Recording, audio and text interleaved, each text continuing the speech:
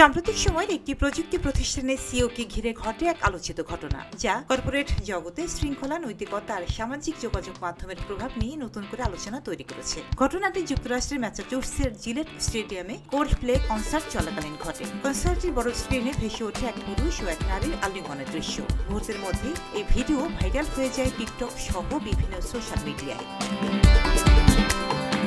Viral সেই video ঘিরে অনলাইনে গুঞ্জন শুরু হয়। ভিডিওতে থাকা ব্যক্তিরা মার্কিন প্রযুক্তি কোম্পানি অ্যাস্ট্রোনোমারের দুই শীর্ষ কর্মকর্তা। দাবি করা হয় পুরুষটি প্রতিষ্ঠানটির সিইও অ্যান্ড্রু বাইরন এবং নারীটি তাদের chief people officer Christine Cabot. যদিও ভিডিওতে থাকা ব্যক্তিরা নিজেরা কোথাও এই পরিচয় নিশ্চিত করেননি, এমনকি ব্রিটিশ সংবাদ মাধ্যম বিবিসিও তাদের পরিচয় স্বতঃসিদ্ধ করেনি। তবুও ঘটনা দ্রুত গড়ায় কর্পোরেট সিদ্ধান্তে। অ্যাস্ট্রোনোমারের পক্ষ থেকে এক্সে জানানো হয় সিইও অ্যান্ড্রু বাইরন এখন ছুটিতে আছেন এবং পুরো বিষয়টি তদন্তে বোর্ড একটি আনুষ্ঠানিক তদন্ত প্রক্রিয়া শুরু করেছে। অ্যাস্ট্রোনোমার জানিয়েছে প্রতিষ্ঠান হিসেবে তাদের মূল্যবোধ ও সাংস্কৃতিক নীতিমালায় কোনো ছাড় নেই। প্রতিষ্ঠার শুরু থেকে তাদের কাছে কর্পোরেট আচরণ ও জবাবদিহি অত্যন্ত গুরুত্বপূর্ণ।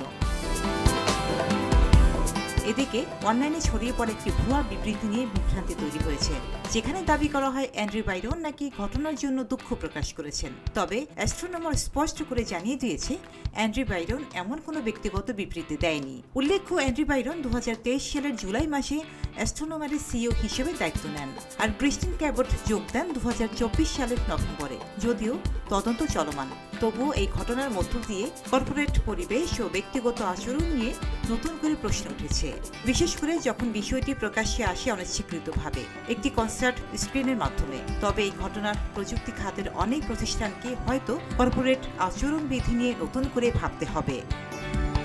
রোজিনা রোজি, দেশকাল নিউজ।